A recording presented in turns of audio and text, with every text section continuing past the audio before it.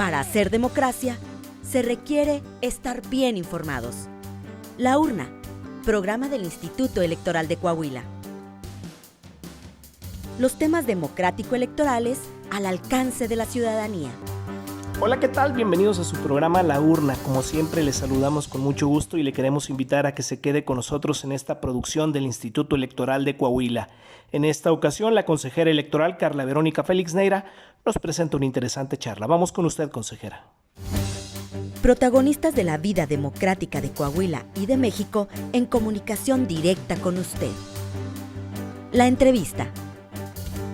Hola, buenas tardes. Estamos en el programa radiofónico La Urna, como todos los lunes, y el día de hoy vamos a platicar de un tema que es trascendente para que todos los ciudadanos estemos informados acerca de cuáles son nuestros derechos y cómo los podemos hacer valer. El tema de hoy es los derechos político-electorales y el litigio electoral.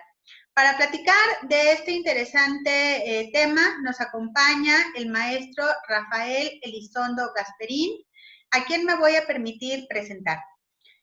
Rafa, para los amigos, es egresado de la Facultad de Derecho de la Universidad Nacional Autónoma de México, con especialización en posgrado en problemas constitucionales de la gobernabilidad por la Universidad Carlos III de Madrid, España.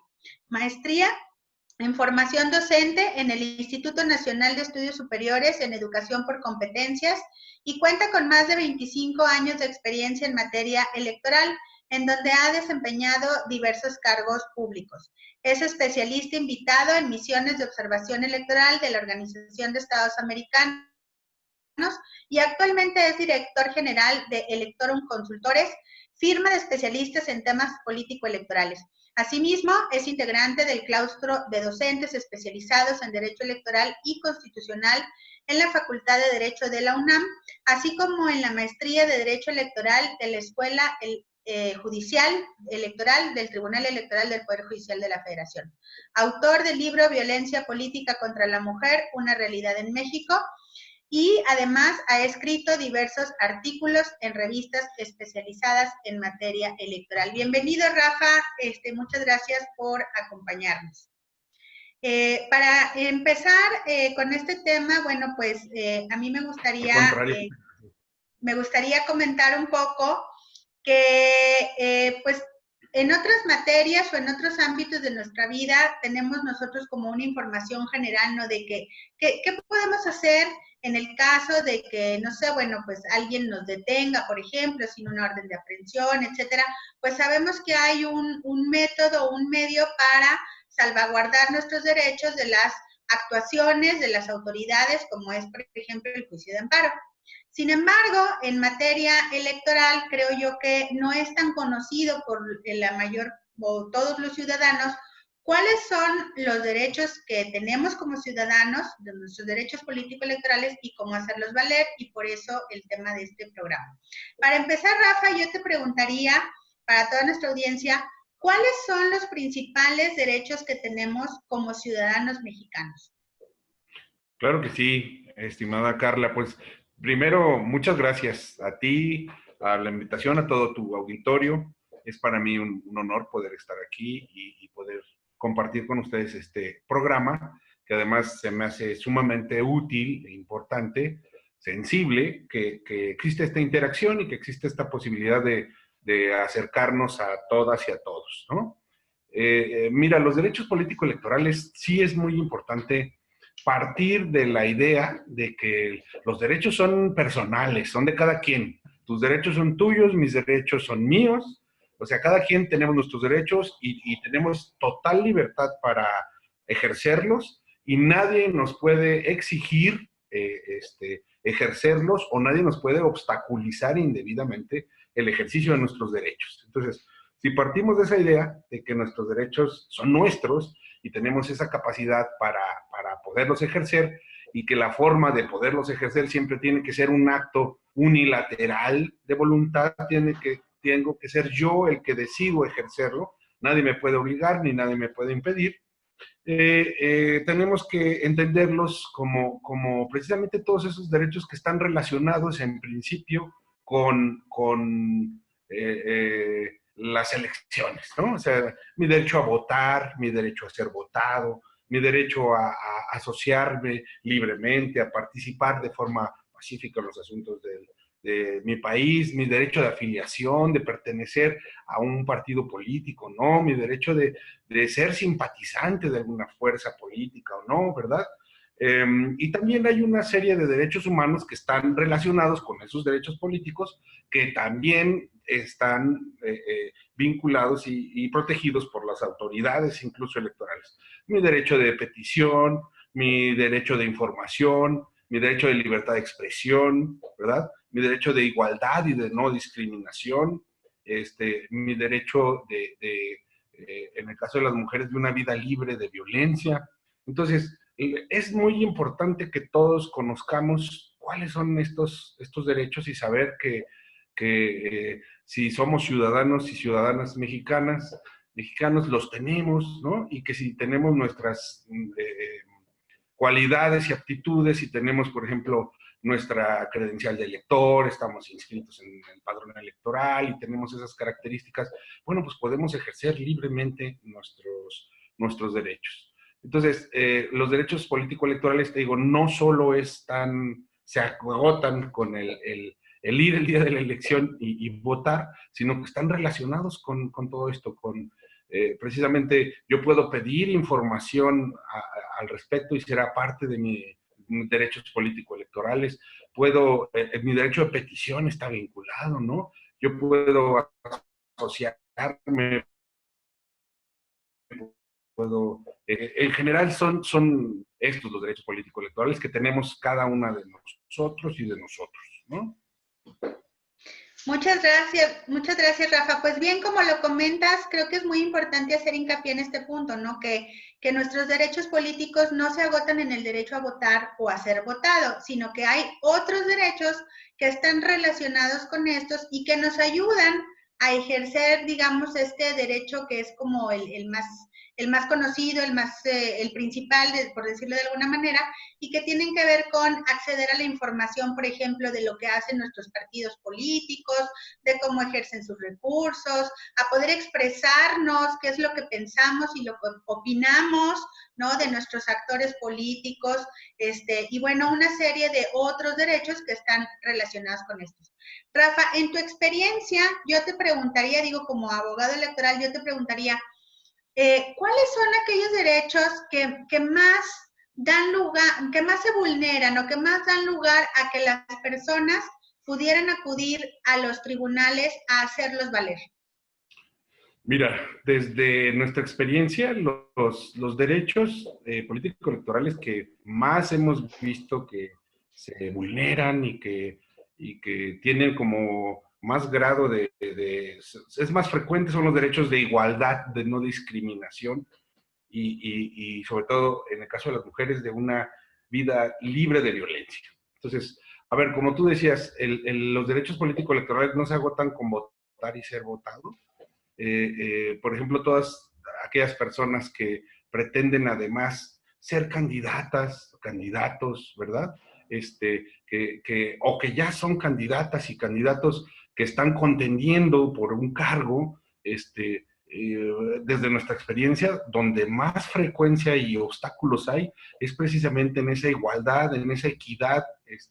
Es muy frecuente ver que hay mucho más atropellos en este tipo de derechos, ¿no? Por ejemplo, el derecho a votar, que pudiera entenderse como, bueno, pues que de alguna manera hay una condición para que tú puedas votar, que seas ciudadano mexicano, que tengas tu credencial de elector, que estés inscrito en el padrón, etcétera, etcétera. Pues hay como mucha más información al respecto y todas las y los ciudadanos como que conocen esto y sí es más fácil que acudan a las autoridades o acudan a las organizaciones civiles que tienen más próximas y hay más información al respecto y que sepan defenderse, ¿no? Pero ya cuando están buscando una candidatura, cuando ya son candidatas o candidatos, o cuando quieren ejercer sus derechos en igualdad de condiciones, en que no sean discriminadas o discriminados si pertenecen a algún grupo vulnerable, vulnerable, en fin, es en donde nosotros hemos encontrado más frecuencia en su vulneración, en su violación a estos derechos, ¿no? Sí, Rafa, y fíjate que ahora que comentas que este es uno de los derechos, pues digamos que más hay que defender, ¿no? Desde la trinchera de ustedes, también yo me pregunto, bueno, y esto sobre todo en la parte interna, ¿no? De los partidos políticos, creo yo que ahí es donde puede también haber situaciones que muchas veces la gente desconoce a dónde acudir o ante quién tiene que inconformarse o ante quién tiene que hacerlo valer. En ese sentido, Rafa, yo te preguntaría, yo como un ciudadano que quiero participar a lo mejor en una organización política o en alguna asociación que tenga fines políticos, ¿qué información tendría yo que conocer? O sea, para yo poder saber cómo hacer valer mis derechos, o sea, cómo saber ante quién debo de acudir, cómo debo de defenderme, que me parece que eso es lo trascendente, ¿no? Que debemos informar a la ciudadanía. Claro, claro. Bueno, mira, la mejor forma de defenderte es partiendo de conocer cuáles son tus derechos. Lo más importante que todas y todos podemos tener es conocer, ¿no? ¿Qué derechos tengo para saber entonces cómo los voy a ejercer? Partir también de la idea de que son míos, nadie me puede obligar ni obstaculizar. Entonces, si yo sé que tengo, además de mi derecho de escoger una opción política, de votar, también tengo derecho a pertenecer a una fuerza política y a que puedan votar por mí si yo reúno las condiciones y cumplo con las reglas que se establecen para eso. Entonces, partimos de esta idea. Yo me puedo acercar, por ejemplo, a los partidos políticos, que son los medios de acceso para precisamente tradicionales para los cargos de elección popular, ¿no?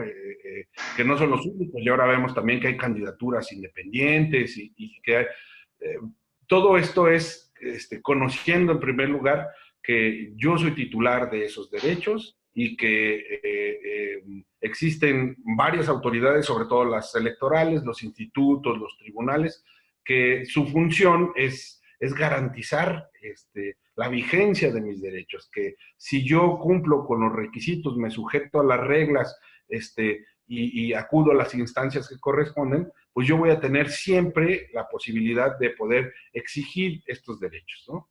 Ahora, lo ideal es pues sí, estar pendiente y que conozcan todos los programas de difusión, como por ejemplo lo que está pasando ahorita, que me parece excelente, que sea un canal de difusión por parte de las autoridades para que los ciudadanos, bueno, pues entiendan. Además de acercarse a las autoridades, siempre hay varias organizaciones de ciudadanos, de la sociedad civil, que sí pueden de alguna manera ayudar a las personas, como a encaminarlas, ¿no? Como para decir, a ver, mira, efectivamente tú tienes este derecho, puedes acercarte a esta oficina, ¿no?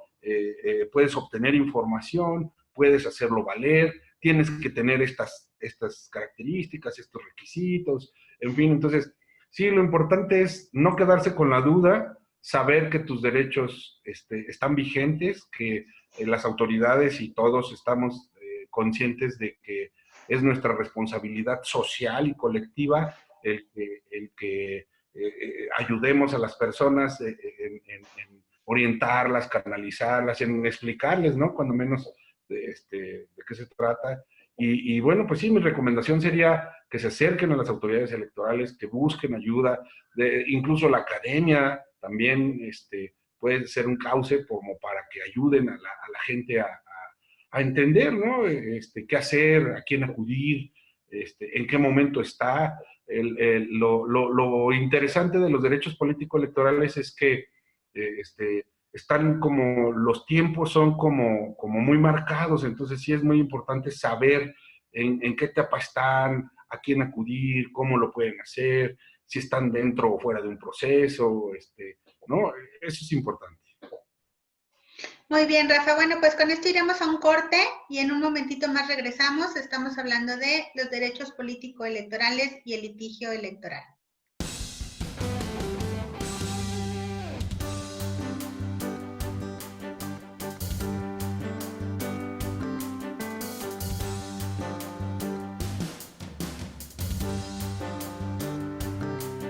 Estamos de vuelta en su programa radiofónico La Urna. Estamos hoy platicando con Rafael Elizondo Gasperín sobre los derechos político-electorales y el litigio electoral. Hablábamos un poquito antes del corte, Rafa, de cuáles eran estos derechos político-electorales que muy bien señalabas, pues no se limitan a votar y ser votados, sino que hay otros derechos que se relacionan con estos y que también podemos hacer valer ante las autoridades electorales para que sean protegidos y garantizados, como son pues el derecho a participar dentro de las organizaciones políticas, el derecho a la libertad de expresión, el derecho de réplica también, y pues a participar en otras formas dentro de la vida pública de nuestro país. Y en ese sentido, Rafa, creo que hay una percepción generalizada, sobre todo de aquellas personas que son bases en las militancias de los partidos o de los institutos políticos, que esta percepción es de que es muy inaccesible o es muy costoso o es muy caro defenderse, ¿no? En una situación de vulneración a sus derechos político-electorales. Tú que te dedicas al litigio electoral, me gustaría que nos pudieras como dar un poco el panorama, ¿no? De cómo se maneja esta parte de asesorar y orientar a los ciudadanos, porque me parece que es una percepción un poco equivocada. Sí, claro que sí. Bueno, mira, a ver, el litigio electoral es un litigio muy técnico porque es especializado, es como si tú pensaras en alguna otra rama del derecho, como el fiscal, por ejemplo, ¿no? Entonces sí, son ramas del derecho que son muy especializadas por el grado de conocimiento técnico que se tiene que tener en la materia. Sin embargo, esto no obsta para que exista la posibilidad de ayudar a todas las personas que así lo requieran. Entonces, a ver, por ejemplo, los cuadros jurídicos que existen inmediatos normalmente a los que las personas pueden acceder dependiendo de sus circunstancias. Bueno, pues en primer lugar están las autoridades electorales, ¿verdad? Pueden acudir, deben acudir ante las autoridades electorales porque ellas son las que los pueden canalizar y las que pueden de alguna manera irlos orientando en el ejercicio de sus derechos, en qué requisitos deben de tener, cómo los pueden hacer valer, en qué tiempo o en qué instancia, etcétera. Hay otras formas, normalmente también cada uno de los partidos políticos tiene sus cuadros jurídicos y existen distintas oficinas que van teniendo de información y de apoyo a sus bases. Sí, también hay que reconocer que los partidos políticos a veces tienen o normalmente tienen sus prioridades, sus lugares en los que buscan y como que olvidan también al resto de sus candidatas y candidatos, pero existen oficinas, ¿no? Las defensorías, por ejemplo, de oficio que tiene el tribunal para cuestiones indígenas, entonces sí hay varias entidades que pueden brindar asesoría para las personas, ¿no? Porque en muchas ocasiones, por ejemplo, parecería, porque así se llama, juicio para la protección de los derechos político-electorales del ciudadano, por ejemplo, para obtener la credencial, y no es otra cosa más que un trámite, ¿no? Es llenar un formato como corresponde y mandarlo para que la autoridad tenga la oportunidad de verificar sus datos y expedir su credencial. Entonces, sí, es una acción, es un juicio, sí, en caso de que se niegue la credencial y todo, pero en muchas ocasiones es eso, es un trámite que con una orientación que incluso las propias autoridades brindan en sus módulos, se puede ir solventando esto, se puede ir resolviendo esos problemas. Entonces, lo importante aquí es que no se queden con la duda, lo importante es que acudan a este tipo de opciones que hay para que se les pueda orientar y se les pueda ayudar en la defensa de sus derechos, ¿no? Sí, Rafa, como bien dice, fíjate, por ejemplo, en este punto que señalas, pues yo personalmente me consta que muchas de las juntas encargadas de hacer estos trámites, pues son las mismas autoridades electorales las que les presentan el formato que tienen que llenar, ¿no? Y que se encargan de enviar este tipo de juicios para la protección, en el caso de credenciales para votar, a los tribunales. Incluso le evitan al ciudadano, pues, el tener que, digamos, él acudir directamente al tribunal, sino que la propia autoridad sirve de enlace para realizar este tipo de trámites. Rafa, en este punto yo quisiera preguntarte, ¿ha habido recientemente un tema un tanto polémico o que fue polémico hace unos meses en relación con el juicio en línea? Se ha hablado mucho de que el Tribunal Electoral y algunos tribunales locales pues implementaron esta modalidad para acercar un poco más la justicia al ciudadano común con esta situación extraordinaria que vivimos por la pandemia de COVID-19. Yo quisiera preguntarte un poco, tú que has sido un defensor férreo de este tema, ¿no? ¿Qué opinión te merece estas acciones que se están implementando para pues poder hacer más accesible la justicia al ciudadano?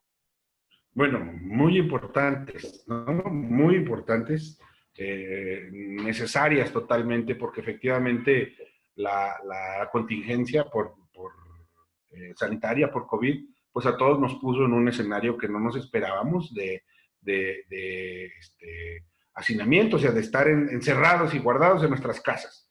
Y entonces era mucho más complejo el ejercer los derechos, ¿no? Incluso ahí están los datos, hubo situaciones como la violencia se incrementó al seno de las familias, de los hogares, con las mujeres, porque bueno, pues es una situación que nos sacó a todos y a todas de equilibrio.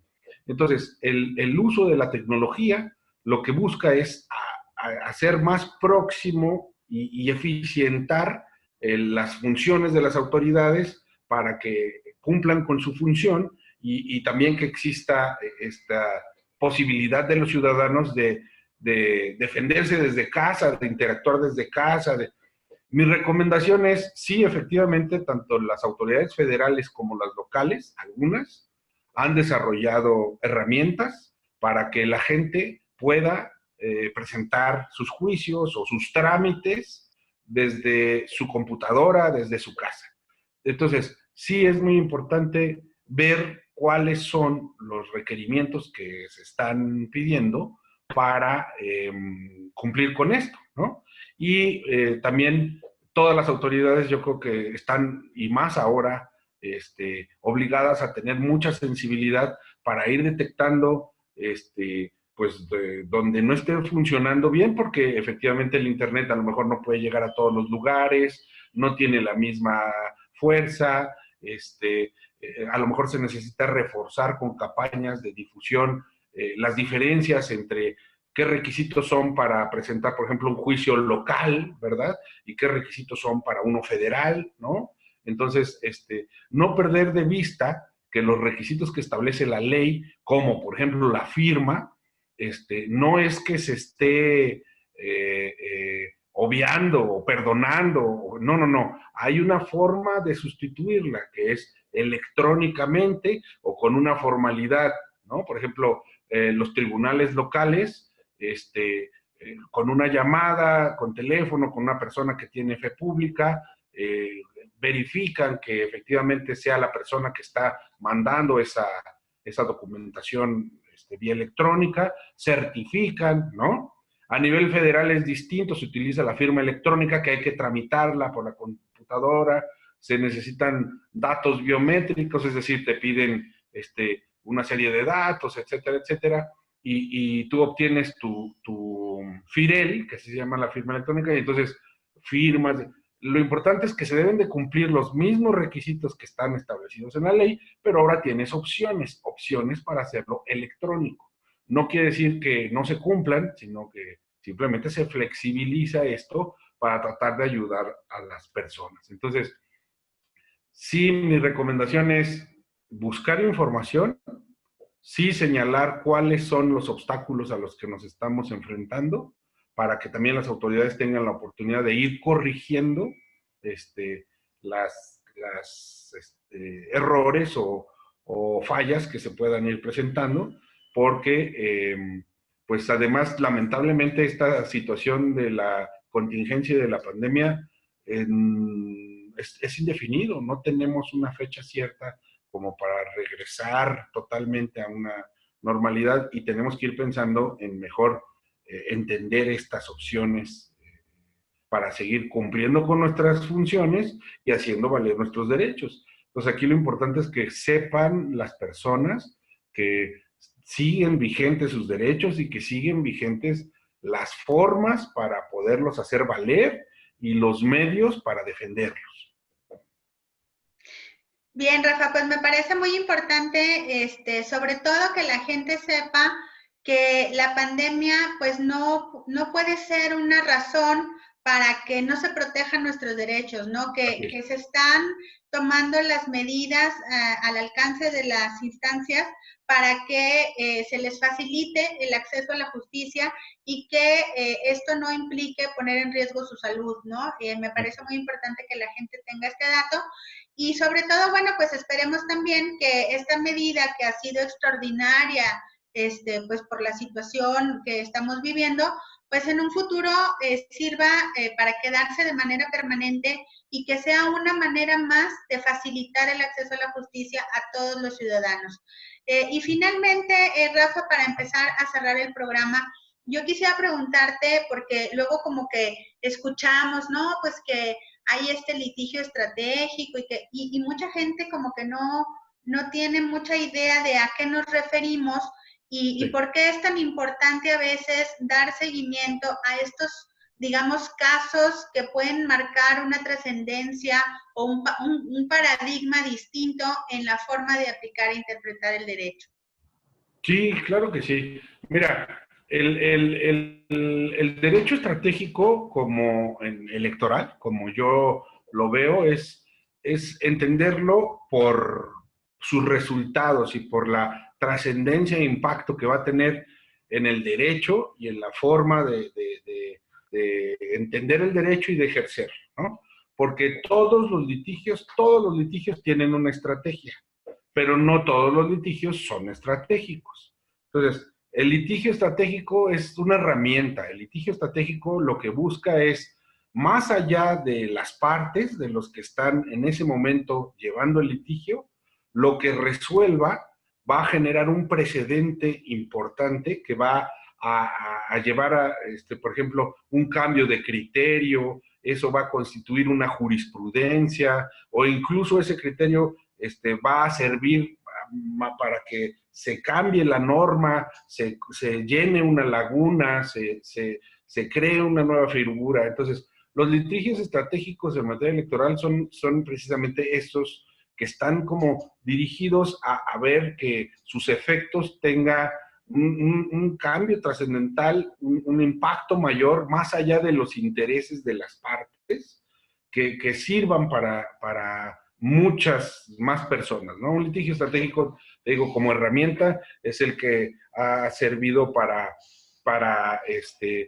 cambiar un criterio, por ejemplo. A lo mejor hay una jurisprudencia que mediante litigios estratégicos se ha llegado a las autoridades a decirle, ya no es vigente, esa jurisprudencia obedeció a un pasado que ahorita ya se modificó, porque el derecho es algo vivo, que está en cambio, que evoluciona. Entonces, las visiones para resolver también se van ampliando y se van evolucionando, ¿no? Entonces, ya se cambian de esquemas con mucho rigor y muy fríos, que nada más atendían a la letra de la ley, para tener otros esquemas más amplios que garanticen de manera progresiva los derechos y que la gente sepa que también evoluciona esto, ¿no? Entonces, sí, un litigio estratégico es una herramienta que está pensada en buscar generar un cambio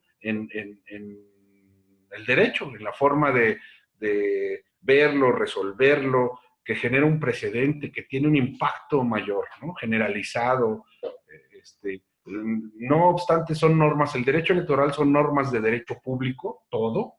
El litigio estratégico lo que va buscando es que esas normas vayan teniendo una evolución y se vayan entendiendo mejor, tengan un impacto, sirvan a más personas. Si lo entendemos así, entendemos esa diferencia. Pues muchas gracias, Rafa, y muy importante sobre todo porque, como bien dices, esto va evolucionando, ¿no? Ahora que ya es como plenamente reconocido que los derechos políticos son derechos humanos, pues esto va en una ampliación progresiva para que cada vez más personas los vean garantizados, ¿no? A través de estos cambios de paradigma y de precedente. Pues yo te agradezco mucho, Rafa, tu participación en este programa. Me despido y te dejo la palabra por si quieres agregar algo más, y pues con esto cerraríamos esta pequeña entrevista que has hecho el favor de darnos. Al contrario, Carla, pues agradecerte mucho la oportunidad y felicitarte porque yo creo que es muy importante este ejercicio y lo celebro mucho y ojalá se haga por todos lados y en muchas ocasiones y te deseo mucho éxito y te agradezco la invitación. Muchas gracias. Muchas gracias, Rafa. Y bueno, fue todo. Muchísimas gracias por haber estado aquí con nosotros en su programa La Urna, esta producción del Instituto Electoral de Coahuila. Nos puede seguir también en redes sociales, en Facebook como laurna.programa radiofónico del IEC, en Instagram, programa-radiofónico y en Twitter, laurna-IEC. Queremos tener comunicación con usted. Pásenla muy bien. Hasta la próxima semana. Gracias por acompañarnos en una emisión más de La Urna, llevado hasta ustedes por el Instituto Electoral de Coahuila. Nos escuchamos en nuestra próxima emisión.